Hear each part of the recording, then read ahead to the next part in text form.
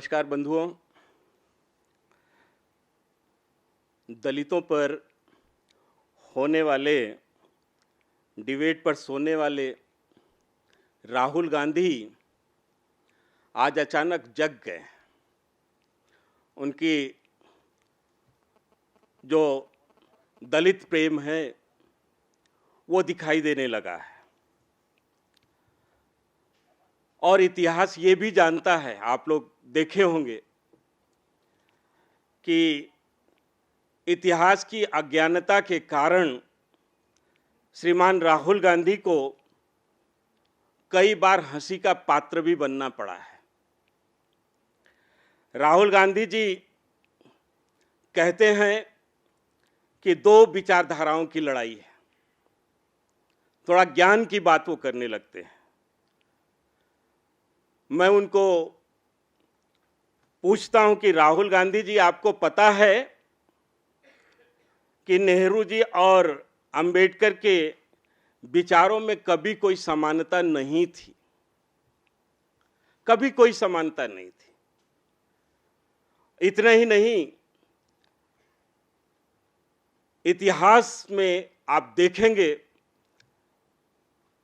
तो खास तौर से नेहरू जी द्वारा इंडिविजुअली जिस तरह से डॉक्टर अंबेडकर को अपमानित होना पड़ा है, उसकी एक लंबी फहरिस्त है।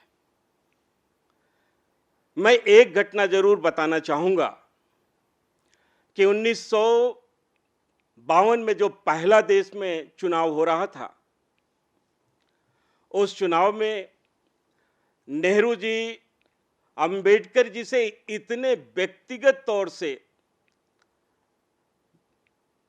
नाराज थे कह लीजिए, या उनको अपमानित करने की योजना बना रखे थे कि उन्होंने नेहरू जी के घर के सामने एक सामान्य दलित वर्ग के व्यक्ति की जूते गांठने की दुकान थी, उसको टिकट दे करके, जो कि पढ़े लिखे नहीं थे, बिल्कुल नहीं थे, और डॉक्टर भीमराव अंबेडकर का जमानत जब्त कराया था। शायद ये राहुल गांधी जी को नहीं पता होगा।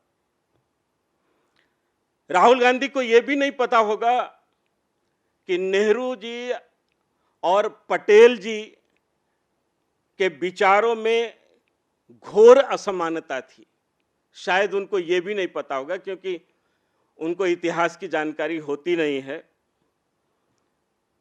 नेहरू से लेकर के सोनिया गांधी तक यह पूरा खानदान हमेशा दलित विरोधी रहा है। इसके बहुत सारे उदाहरण इतिहास में, राजनीतिक इतिहास में देखे जा सकते हैं।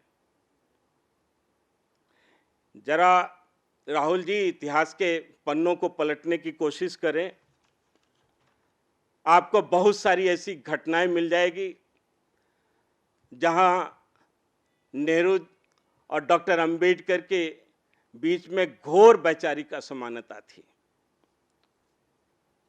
वो कहते हैं कि इस समय देश में दो विचारधाराएं काम कर रही हैं, गांधी, नेहरू, सरदार पटेल और अंबेडकर की विचारधारा, और दूसरी तरफ आरएसएस और मोदी जी की विचारधारा।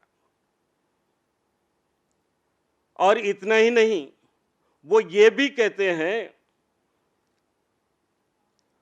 कि उनकी विचारधारा, यानी कांग्रेस पार्टी की विचारधारा का विरोध करने वाले, या शिक्षा की मांग करने वाले, या बड़े कारपोरेट्स के विरुद्ध संघर्ष करने वालों की आवाज दबा दी जाती है। आज पहली बार देश के स्वतंत्रता के उपरांत देश में देखा जाए तो दलितों के लिए, आर्थिक रूप से कमजोर लोगों के लिए, पिछड़ों के लिए, अल्पसंख्यकों के लिए अगर किसी सरकार ने यह एहसास कराने का काम किया है तो आज हमारी सरकार ने किया है। हमारी सरकार ने स्पष्ट यह संदेश दिया है कि आज देश में जितने भी कार्यक्रम चल रहे हैं, वो सारे कार्यक्रम पहली बार वो दलितों के दरवाजे पर पहले दस्तखत देते हैं, इसके बाद सामान्य लोगों की तरफ आगे बढ़ते हैं। पहली बार देश ने आभास किया है कि गरीबों की सरकार बनी है। दलितों की आर्थिक स्थिति स्वतंत्रता के उपरांत आज तक बदतर क्यों है, जरा इसके बारे में राहुल गांधी अपनी ज्ञान को जरा सा इस तरफ भी दिखलाने की कोशिश करें। लगातार 50 वर्षों तक शासन करने के बाद इधर 10 वर्ष तक और शासन करने का उन्हें अवसर मिला, उसमें भी कांग्रेस ने क्या संदेश दिया दलितों के लिए, दलितों के उत्थान के लिए। हमारी पार्टी में ने, खासतौर से हमारी सरकार ने जनधन योजना के माध्यम से करोड़ों करोड़ दलितों को, आर्थिक रूप से पिछड़े लोगों को बैंकों के दरवाजे पर खड़ा करके उनके साथ जो लूट खसोट होती थी उससे बचाने के लिए, जैसे कि सफाई कर्मचारियों को जिस दिन वेतन मिलता था उसी दिन शाम को उनके हाथ से वेतन छीन लिए जाते थे। उनके मेहनत की कमाई को कर्जदार साहूकार उठा लेकर के चले जाते थे, छीन लेते थे। उनके बच्चे तड़पते रह जाते थे, भूख से परेशान रहते थे, स्कूल का फीस नहीं दे पाते थे। आज जनधन योजना के माध्यम से, बैंकों के माध्यम से सीधे उनके खाते में उनका वेतन जा रहा है, उनके बाल बच्चों तक उनके मेहनत की कमाई पहुंच रही है। ये क्या हमारी सरकार ने नहीं किया था? ये कल्पना रही है हमारी सरकार की सबका साथ सबका विकास, ये हमारी योजना रही है। इसके तहत हमारी सरकार ने और हमारे प्रधानमंत्री ने प्रत्येक व्यक्ति को स्पर्श करने का प्रयास किया है और सफल प्रयास किया है। डॉक्टर अंबेडकर के बारे में जो लोग कहते हैं कि वो हमारी विचारधारा से संबंध रखते हैं, इतिहास जानता है कि उन्हीं लोगों के कारण उनको सरकार ही नहीं बल्कि धर्म का भी त्याग करना पड़ा था, सरकार छोड़ना पड़ा था। उन्होंने तमाम योजनाएं रखी थी, उन योजनाओं का क्रियान्वयन नहीं हो रहा था। नेहरू जी किसी भी कीमत पर नहीं चाहते थे कि वो सारी योजनाएं आगे बढ़े ताकि जनता का और दलितों का कल्याण हो। इसलिए ऐसी परिस्थिति पैदा किए कि डॉक्टर अंबेडकर को सरकार छोड़ करके जाना पड़ा था। डॉक्टर अंबेडकर की प्रतिभा को क्या कांग्रेस ने उभरने दिया था? 23 मार्च 2016 को हमारे प्रधानमंत्री जी ने जो डॉक्टर भीमराव अंबेडकर के बारे में देश के सामने उनकी विराट व्यक्तित्व को रखा, उसको देश ने देखा होगा। इस देश में डॉक्टर अंबेडकर ही वो ऐसे व्यक्तित्व रहे हैं जिन्होंने पावर कॉरपोरेशन ऑफ इंडिया जैसे संस्थाओं का एक तरह से कॉन्सेप्ट तैयार किया कि हर गरीबों के, दलितों के घर में प्रकाश आ सके। जल बोर्ड जैसे संस्थाओं का उन्होंने प्रयास किया था कि हर व्यक्ति को, हर दलित को पीने का पानी मिल सके। जिस तरह से सामाजिक समस्या के मध्य उनको पानी की भी समस्या का सामना करना पड़ता था। इस देश में एम्प्लॉयमेंट एक्सचेंज को अगर स्थापित किया था तो डॉक्टर अंबेडकर ने किया था। इस देश में लेबर एक्ट अगर किसी ने बनाया था तो डॉक्टर अंबेडकर ने बनाया था। लेबर एक्ट में जो 8 घंटे का कार्य का समय सुनिश्चित किया था, जहां दलितों के साथ 24 घंटे मेहनत कराया जाता था, जहां मजदूरों के साथ 12 14 घंटे परिश्रम करा करके भी मजदूरी उनको पर्याप्त नहीं दी जाती थी। लेबर एक्ट, वेज एक्ट, ये सब डॉक्टर अंबेडकर की देन है। हमारे प्रधानमंत्री जी ने तो स्पष्ट कहा कि भविष्य के भारत का ब्लूप्रिंट अगर किसी ने दिया था तो डॉक्टर अंबेडकर ने दिया था। और ऐसे व्यक्ति को कांग्रेस ने, आप समझ सकते कि किस स्तर तक कांग्रेस का उनका वैचारिक मतभेद था। ये क्या राहुल गांधी को पता है कि कांग्रेस ने डॉक्टर अंबेडकर को अपने शासन में भारत रत्न की उपाधि भी नहीं देने दिया गया। ये तो गैर कांग्रेसी सरकार में उनको भारत रत्न दिया गया था।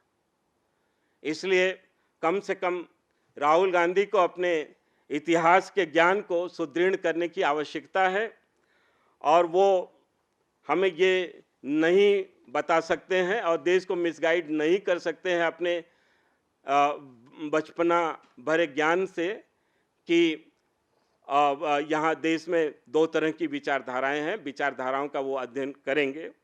कांग्रेस ने हमेशा डॉक्टर अंबेडकर को दुखी किया है, ये सर्वमान्य सत्य और पर्याप्त इसके लिए प्रमाण है। मुझे ऐसा लगता है कि पहली बार देश में दलितों के बारे में सोचने वाली भारतीय जनता पार्टी की सरकार और दलितों के मान सम्मान और उनके भविष्य की रक्षा करने के लिए जितना कार्य किया है, आज तक की किसी सरकार ने नहीं किया है। आज दलित वोट का जिस प्रकार से उनको भ्रमित करके उनके वोट के लिए लोग लूट मचाए हैं, कम से कम उन लोगों को इस बात पर चिंतन करना होगा कि अगर डॉक्टर अंबेडकर नहीं होते तो आज दलित समाज का ये स्वरूप नहीं होता, और आज मेरे जैसा व्यक्ति आप लोगों के सम्मुख यहाँ बैठ करके राजनीति के इतनी ऊंचाइयों पर नहीं होता। डॉक्टर अंबेडकर ने दलित समाज को सशक्त बनाने के लिए संविधान प्रदत्त बहुत सारी ऐसी व्यवस्थाएं की जिनकी वजह से आज दलितों का हमारे देश में एक महत्वपूर्ण स्वरूप खड़ा हो रहा है। उस स्वरूप को अगर कांग्रेस बिगाड़ने की कोशिश करती है तो इस पर भारतीय जनता पार्टी आपत्ति करती है, और कम से कम हम देश में ऐसा कुछ नहीं करने देंगे। हमारे मित्र संबित पात्रा जी भी कुछ कहना चाहेंगे, आप बोलें।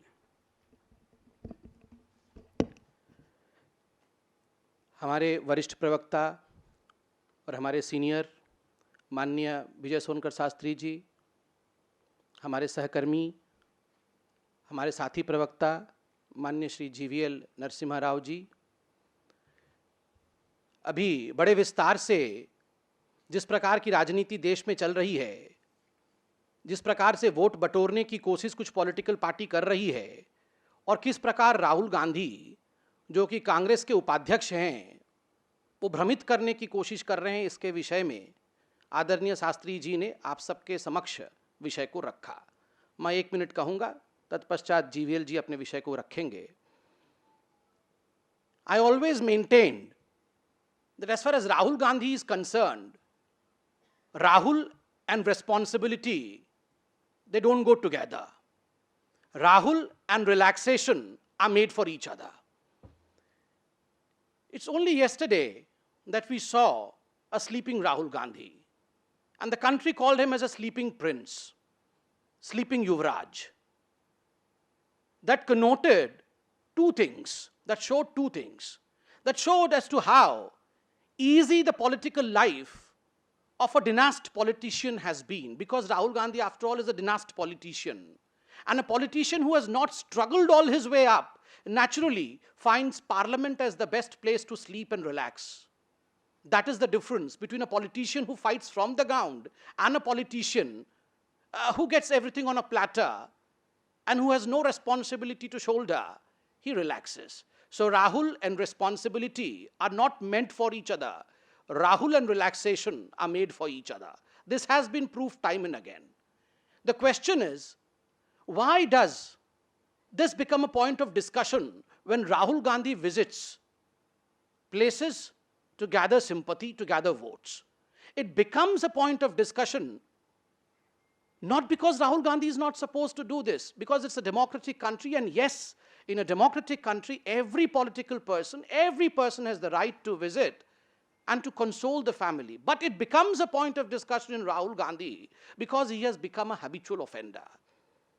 मैं राहुल गांधी जी से सिर्फ यही कहता हूं, कल केवल वो सोए थे ऐसी बात नहीं है, कि कल पार्लियामेंट में सो गए थे ऐसी बात नहीं है. अगर 70 वर्षों तक कांग्रेस सोई नहीं रहती तो आज राहुल गांधी जी की इस पॉलिटिकल टूरिज्म की आवश्यकता ही नहीं होती. 70 वर्षों तक कांग्रेस पार्टी सोती रही, इसी कारण से आज देश में यह परिस्थिति है कि इंडिपेंडेंस के, स्वतंत्रता के 70 वर्षों के बाद भी दलितों के विषय पर हम चिंतन कर रहे हैं, जबकि 70 साल पहले, जैसे कि भी शास्त्री जी ने बताया, दलितों के हक की लड़ाई के लिए, उनकी भलाई के लिए अगर नींव किसी ने डाला था तो हमारे आदरणीय बाबा साहेब अंबेडकर ने डाला था. मगर उस नींव पर मकान खड़ा करना जिनका काम था, वो लोग 70 साल तक सोते रहे, केवल कल नहीं सोए हैं. It's not that mister Rahul Gandhi was only sleeping yesterday. Mr. Rahul Gandhi sleeping yesterday was only a tokenism of the last 70 years. For 70 years, the party which should have ruled, the party which should have delivered, was sleeping. And today, this era of political tourism has started. This is really something which we should be thinking about. Just one more minute. I want to ask Mr. Rahul Gandhi, only recently when the Kerala elections were to happen, before that, we had seen as to how a poor Dalit girl was raped and brutally murdered in Kerala. Did Mr. Rahul Gandhi go there? No, because Kerala had a government with Congress as its part, because he felt that it would not be benefiting him politically, so he was not there. Only about a fortnight ago in Karnataka, a DSP, Deputy Superintendent of Police, committed suicide by hanging himself.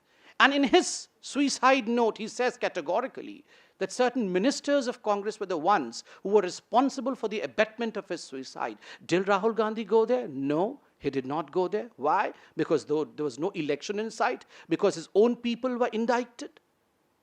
Gohana, Mirchpur, these are the places in Haryana which have seen hundreds of houses of Dalit being burnt. आप गोहाना में देखिए, मिर्चपुर में देखिए, जब हुड्डा सरकार थी 100 घर दलितों के जलाए गए. राहुल गांधी गए वहां? नहीं गए, क्योंकि वहां वोट नहीं मिल रहा था, उनकी वोट कट रही थी. हाथ जोड़ के निवेदन है, देखिए, हम सब लोग राजनीति में देश बनाने आए हैं.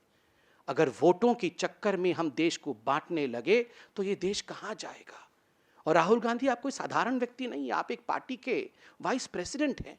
अगर आप बार बार ऐसा ही करेंगे, एक बार कलावती के घर गए थे, तब दुनिया ने सोचा था कि शायद इससे कुछ बदल जाएगा. कलावती को भी आस जगी थी, शायद कुछ बदल जाएगा. मीडिया ने भी आपको उस समय बड़े अच्छे मन से दिखाया था कि देखिए राहुल जी कलावती जी के घर गए हैं, क्या बदल गया? उसी कलावती ने पिछले 2 साल पहले लिखा कि मेरे जिंदगी में कुछ नहीं बदला, मुझे कुछ नहीं मिला, बल्कि और मुश्किलों से घिर गई हूं मैं. ये कलावती की कहानी नहीं है. जब कलावती जैसे लोगों के ऊपर हम राजनेता अपनी राजनीति की रोटी सेकने का प्रयास करते हैं तो उनका घर उजड़ जाता है, बसता नहीं है. बस इतना ही राहुल जी से कहने को है कि आप अपने 5-6 वोट के लिए, 500-700 वोट के लिए ये जो कैमरे के सामने खड़े होने की नाटक कर रहे हैं, इससे भला किसी का नहीं हो रहा है, नुकसान केवल देश का ही हो रहा है. GVL ji, thank you so much. Thank you, Sambit. I think I'd like to make very brief comments, putting things in perspective. The Congress party says that our ideology, Congress's ideology and our ideology are different. They are diverse. Certainly so. The only ideology that the Congress party believes in is corruption. Congress's ideology is corruption. Congress's ideology is dynasty and entitlement, where incompetent people raised to the positions of power in the Congress party. We certainly don't share that ideology with you, Mr. Rahul Gandhi. We are a party where meritocracy matters, where people rise in the hierarchy based on their merit, based on their contributions, based on their hard work, not by entitlement, not by birth. Our ideology of governance is different because we are a party that believes in transformational governance. Prime Minister Shri Narendra Modi ji has given 2 years of government to this country, governance to this country, which is truly transformational, totally honest, not an iota of corruption. And this outrage from all the other political parties mainly boils down to this particular fact, that Prime Minister Shri Narendra Modi is giving transformational governance, and all the parties, opposition parties, see their vote banks crumbling. They have for decades not done anything for the empowerment of Dalits or other communities, other sections of the deprived sections of the society. And by keeping them ignorant, unempowered, uneducated, they use them as vote banks. And Prime Minister Shri Narendra Modi is shaking up these foundations. And the Congress party is feeling completely rattled, insecure. And this entire political attacks, they all stem from this fear of insecurity, fear of Congress party and other leaders, their politics. Prime Minister has completely changed the narrative of politics in this country, where transformation, empowerment, uplift of the young, of the deprived sections have really got a pride of place in our governance.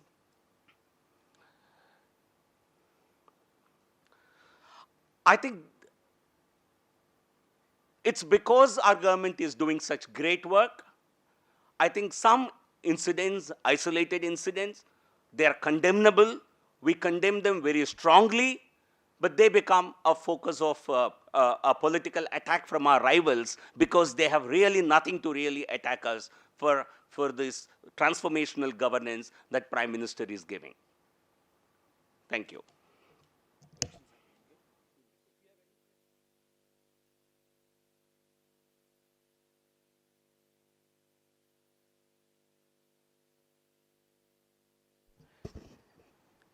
देखिए, जहाँ तक दिल्ली के मुख्यमंत्री श्री अरविंद केजरीवाल जी का कल गुजरात जाने का विषय है, या जहाँ आज भी उनके कुछ नेता गए हुए थे, किस प्रकार की राजनीति वो करते हैं ये देश के सामने है।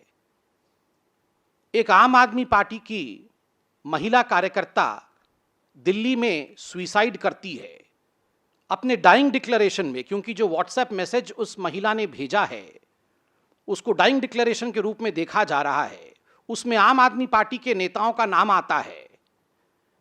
जिस प्रकार से उनके परिवार ने, जो डिसीज्ड हैं, जो कार्यकर्ता थी आम आदमी पार्टी की, उनके परिवार ने भी कहा है कि जब ये विषय मुख्यमंत्री के सामने और आम आदमी पार्टी के बड़े बड़े लीडर्स के सामने लाया गया, उन्होंने कहा कॉम्प्रोमाइज कर लो। मुझे तो ये सोचते हुए भी बड़ा तकलीफ हो रहा है कि जब अपने घर में इतना बड़ा विषय है, जब आपको अपने एक कार्यकर्ता के मृत्यु के लिए दायी ठहराया गया है, तो आप दूसरे राज्यों में जाके राजनीति करने की सोच रहे हो। इससे ज्यादा निंदनीय क्या हो सकता है। आप पहले अपने कार्यकर्ता के मृत्यु की गुत्थी को सुलझाएं।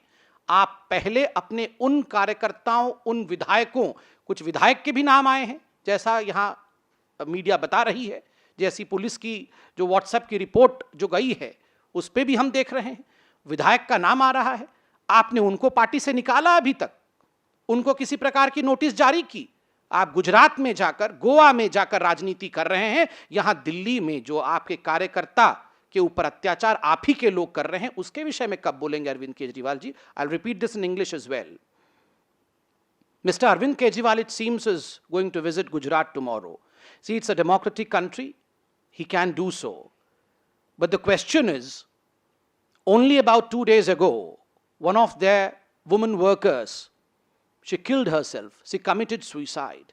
And the message that was out from her WhatsApp, which is taken as a dying declaration, names some of the Aam Aadmi Party workers, AAP workers, including an MLA, as has been shown by the media. Naturally, this is a very heinous crime. This is something which has to be dealt with iron fist. This is something that the Chief Minister, Mr. Arvind Kejriwal, should be coming out and speaking rather than politicizing other states' affair. Rather than going and doing politics in Gujarat, Goa, Uttar Pradesh, Mr. Arvind Kejriwal should today answer as to why he has not asked for the resignation of the MLA who was responsible for the death of a woman who has abetted suicide of a woman Karyakarta of Aam Aadmi Party. Thank you.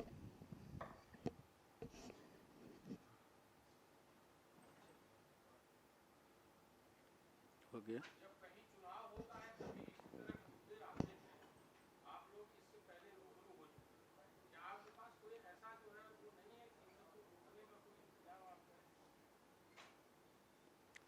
देखिए, नहीं ऐसी बात नहीं है। इस तरह की घटनाएं जो होती हैं, उन घटनाओं पर हमारी पार्टी बिल्कुल गंभीरता से एक्शन लेती है, लेकिन जहां जानबूझ करके इस प्रकार की चीज़ों को बढ़ाया जाता है, अब गुजरात में जो कुछ भी हुआ है, हमारी सरकार ने वहाँ, जो हमारी भारतीय जनता पार्टी की सरकार है, उसने प्रॉम्प्ट एक्शन लिया।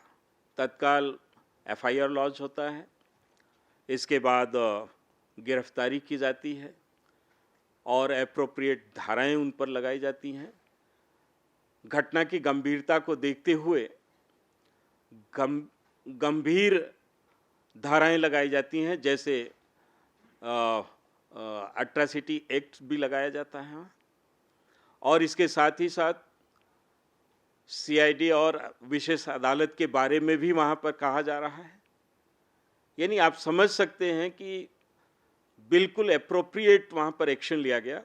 बावजूद इसके अगर राहुल गांधी वहाँ जाते हैं या केजरीवाल वहाँ जाने का प्लान करते हैं, तो ये पॉलिटिकली मोटिवेटेड, एक तरह से देखा जाए तो घटना को बनाने की कोशिश की जा रही है।